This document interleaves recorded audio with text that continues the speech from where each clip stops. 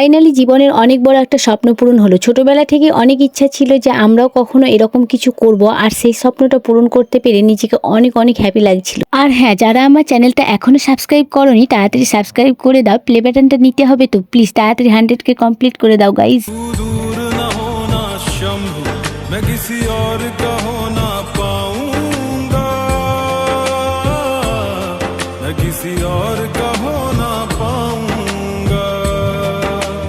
Hello guys, good morning সকলকে। তো তোমরা সবাই কেমন আছো? আশা করছি অনেক অনেক ভালো আছো, আর আমি অনেক অনেক ভালো আছি। আজকে তোমাদের সঙ্গে খুব একটা স্পেশাল জিনিস শেয়ার করতে চলেছি। তো দেখো সকাল সকাল আমরা স্নান করে রেডি হয়েছে।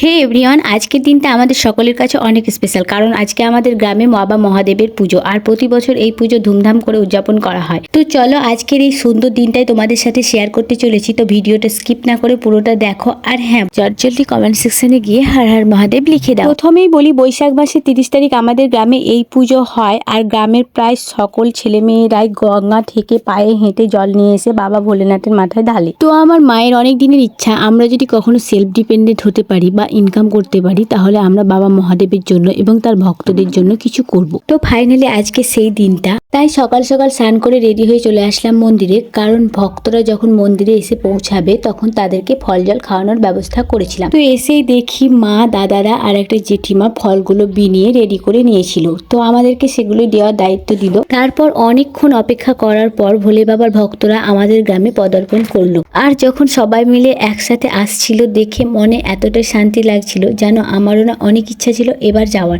আমাদের গ্রামে শুধু ছেলেরা নয়, অনেক মেয়েরাও যায়। তো এবছর আমি যেতে পারিনি, পরের বছর অবশ্যই চেষ্টা করব যাওয়ার। এবার ভক্তরা সবাই এসে জল মন্দিরে রেখে বিশ্রাম নেওয়ার জন্য একটু বসলো, আর আমরা প্রত্যেককে একটা করে প্লেট জলের বোতল আর একটা করে ফ্রুটির বোতল দিয়ে আপ্যায়ন করলাম। দেখো এতটা রাস্তা পায়ে হেঁটে জল নিয়ে এসেছে, তো তাদের জন্য এইটুকু করতে পেরে আমরা অনেক অনেক খুশি হয়েছিলাম, আর তাদেরও অনেক ভালো লেগেছিল। এবার বলি, আমার ভিডিও যারা কন্টিনিউয়াসলি দেখো তারা এই মন্দির নিয়ে আগেও আমার অনেক ভিডিও দেখেছো। তো সেখানে দেখবে মন্দিরটা একটু হলেও আলাদা রকম ছিল। তো পুজোর কিছুদিন আগে ঠিক করি যে মন্দিরটাকে একটু সুন্দর করে তুলবো। তো সেই অনুযায়ী মন্দিরের কাজ চালু করা হয়। নিচের ঢালাই আর সাইডের শিকগুলোকে সরিয়ে নতুন ভাবে ডিজাইন করা হবে। তো এই এত বড় কাজটার খরচ শুধু একাই আমরাই করিনি, গ্রামের আরো দুজন দাদারাও হেল্প করেছিল।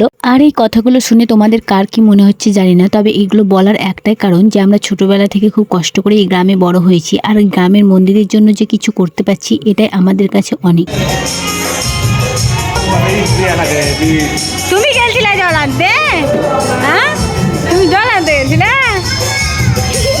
এবারে যেহেতু জল আনতে যেতে পারিনি, তাই সকাল থেকে উপোস করেছিলাম এবং বাড়ি থেকে দুধ গঙ্গা জল নিয়ে মন্দিরে আমরা দুই বোনে ঢেলেছিলাম। এবছরের শিবরাত্রির দিন আমি একটা মিনি ব্লগ পোস্ট করেছিলাম এবং সেই ভিডিওতে বলেছিলাম যে আমিও না বাবা মহাদেবের কাছে কিছু চেয়েছি, আর যদি সেটা কখনো পূরণ হয় তো তোমাদের সঙ্গে অবশ্যই শেয়ার করবো। তো হ্যাঁ, আজকে সেই দিনটা, আর বাবা মহাদেব আমার মনের ইচ্ছা পূরণ করেছে, আমার কথা রেখেছে, তাই আমি অনেক হ্যাপি।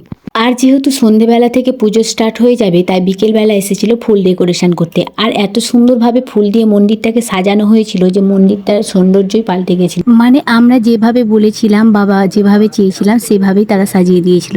এতটা সুন্দর লাগছিল মন্দিরটা দেখতে, তোমরা নিজে দেখতেই পাচ্ছ। আর আমি এই ক্লিপগুলো ছোট ছোট করে তোমাদের সঙ্গে শেয়ার করছি। আমরা বাবা মহাদেবের জন্য কিছু করতে পারছি, এটা যে আমাদের কাছে কতটা শান্তি বা কতটা পুণ্যের, সেটা আমরাই ফিল করতে পারছি। এবার দেখো, কেউ যদি হয়তো ভাবছে যে এটুকু করার জন্য ভিডিওতে এরকম ভাবে বলার কি আছে, তাদের উদ্দেশ্যে আমি একটাই কথা বলতে চাই যে দেখো, জীবনটা আমাদের অনেকটা ছোট। এই টাইমের মধ্যে অন্যরা কে কি করছে সেটা না দেখে নিজে কতটা কি করেছো সেটা দেখো। আর তোমরাও যারা ভাবো যে আমিও কখনো ইনকাম করতে পারলে, যারা দুবেলা ঠিকভাবে খেতে পায় না বা গ্রামের জন্য কিছু করব, তারাও আশা করছি ফিল করতে পারবে। আর আমার তো নিজের চোখে দেখা, যাদেরকে ভগবান অনেক কিছু দিয়েছে তবুও তারা ভাবে আমাদের আরো কেন নেই। মানে বলে না যে যাদের যত বেশি থাকে তাদের আরো চাই। তারা অন্যের ভালো করা তো অনেক দূরের কথা, কেউ যদি ভালো করে তাতেও তাদের প্রবলেম হয়। আর এইসব মানুষকে আমি বিশেষ করে ইগনোর করে চলি, কেননা যাদের যেমন রুচি তারা তেমনই কথা বলবে। আমি মনে করি কাউকে খারাপ কথা বলে বা কারো মনে কষ্ট দিয়ে নিজেকে মহৎ ভাবাটা উচিত নয়। এটা ছিল আমাদের মন্দিরের ফাইনাল লুক। আর কেমন লাগছে তোমরা কমেন্ট করে জানিও অবশ্যই।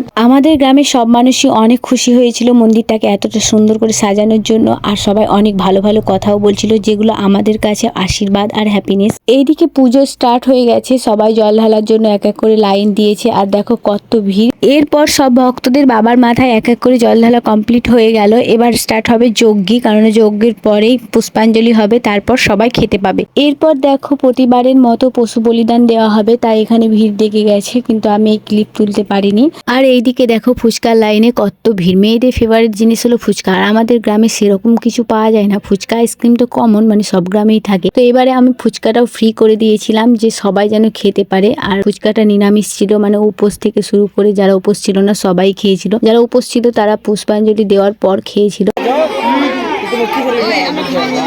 এরপর পুজো প্রায় শেষের দিকে, তো এবার প্রসাদ বিতরণ হবে। তো ততক্ষণ আমি ছিলাম না, কারণ অনেক রাত হয়ে গিয়েছিল, খুব ঘুমও আসছিল, তাই আমি আর দিদিয়া বাড়ি চলে এসেছিলাম। মন্দিরে মা ছিল। তো আজকে এই স্পেশাল দিনটা আমার খুব ভালোই কেটেছিল। তোমাদের কেমন লাগলো ভিডিওটা অবশ্যই কমেন্ট করে জানিও। তো এখনকার মতো গুড নাইট সকলকে, and thanks for watching guys. দেখা হচ্ছে নেক্সট কোনো ভিডিওর সঙ্গে।